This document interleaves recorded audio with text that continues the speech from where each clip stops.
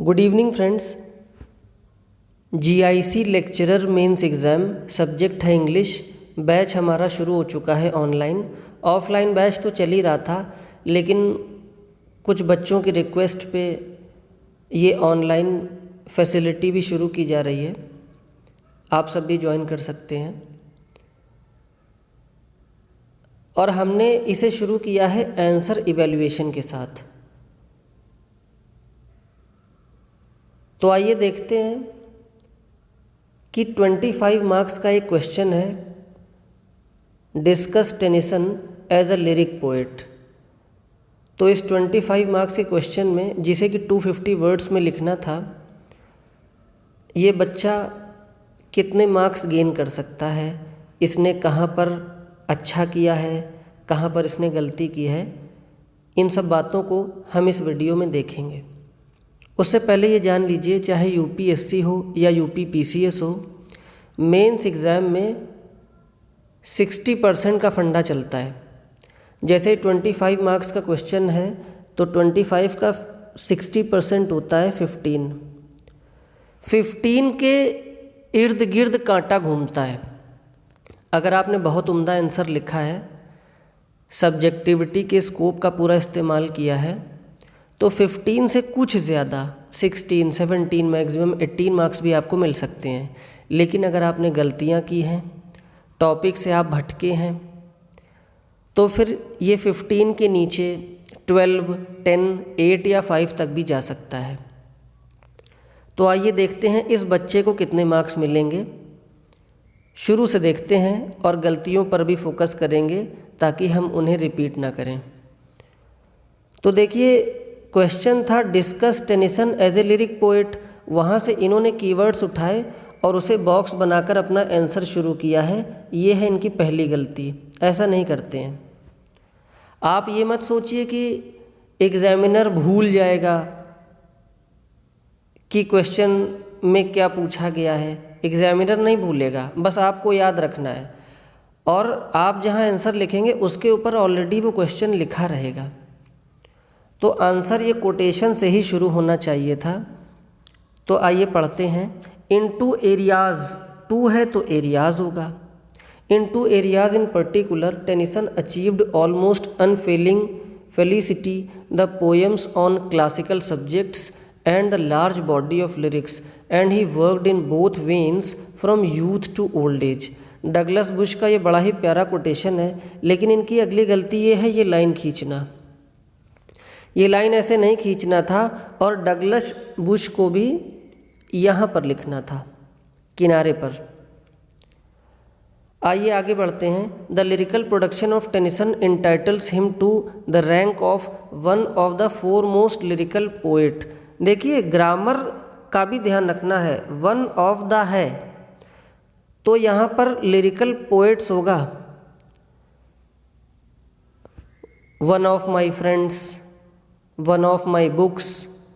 आपने पढ़ा होगा, नहीं पढ़ा है तो हम पढ़ाएंगे। तो one of the foremost lyrical poets in English literature. In fact as a lyrical poet he is only equalled by Shelley.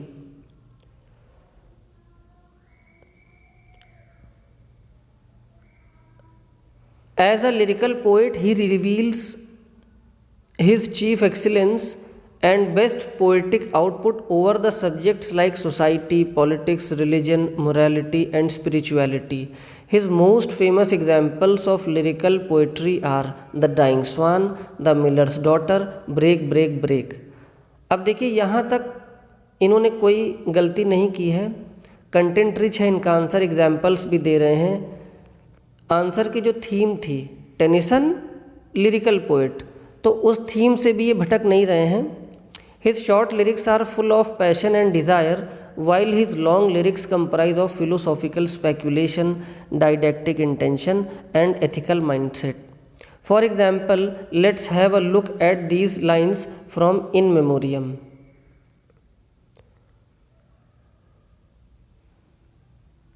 And every pulse of wind and wave recalls in change of light or gloom my old affection of the tomb and my prime passion in the grave. Tennyson's lyrical poetry in particular has profound subjectivity and personal feelings and emotions. However, he is often accused of elaborateness, but this accusation does not hold good in case of his lyrics.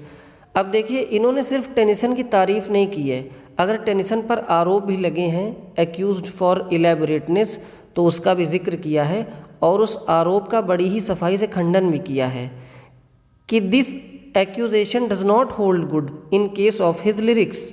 और question क्या था? Discuss Tennyson as a lyrical poet. तो answer से बिल्कुल भी इनका भटकाव नहीं है और ये बिल्कुल सही चाल चल रहे हैं। आगे देखते हैं। Tennyson's lyrics are usually rich in the elements of music and melody besides metrical excellence and command over the use of vowel sounds add to the charm of his lyrics. Let's look at the harmony, rhythmic flow and verbal music in the following piece of his lyrics. अब inter में इस बच्चे ने from the passing of Arthur से इन lines को याद रखा होगा और अच्छा चिपकाया है। Old order changeth yielding place to new. Let नहीं होगा, लेस्ट होगा, LEST। Lest one good custom, कहीं ऐसा ना हो कि one good custom should corrupt the world.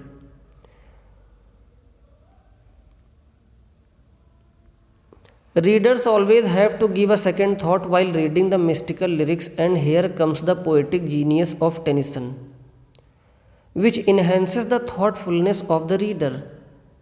अब देखिए, रीडर के नज़रिए से सोचते हुए इन्होंने बातों को लिखा है। रटा रटाया आंसर नहीं लग रहा है, ऐसा लग रहा है कि ये सोचते जा रहे हैं, लिखते जा रहे हैं, सोचते जा रहे हैं, लिखते जा रहे हैं। He uses imagery, especially auditory one, to quench the musical thirst of lyrical lovers. Lyric lovers.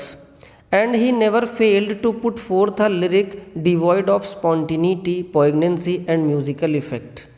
तो लास्ट तक ये कंटेंट रिच आंसर था, टॉपिक से ये बिल्कुल भी नहीं भटके और एग्जाम्पल्स, कोटेशंस, सारी बातों का इसमें समावेश था। तो मेरे ख्याल से 25 मार्क्स के इस क्वेश्चन में इन गलतियों को कंसीडर करते हुए, उनके मार्क्स को डिडक्ट करते हुए इस बच्चे को 12 मार्क्स मिलने चाहिए। इस आंसर पर आपका क्या कहना है, आपके क्या कमेंट्स हैं, हमें ज़रूर बताइए। और आप हमारा ये चैनल ज्वाइन कर सकते हैं, हमारा ग्रुप ज्वाइन कर सकते हैं और अपनी तैयारी को बूस्टअप कर सकते हैं। तो मिलते हैं हमारे अगले वीडियो में। Till then, bye bye.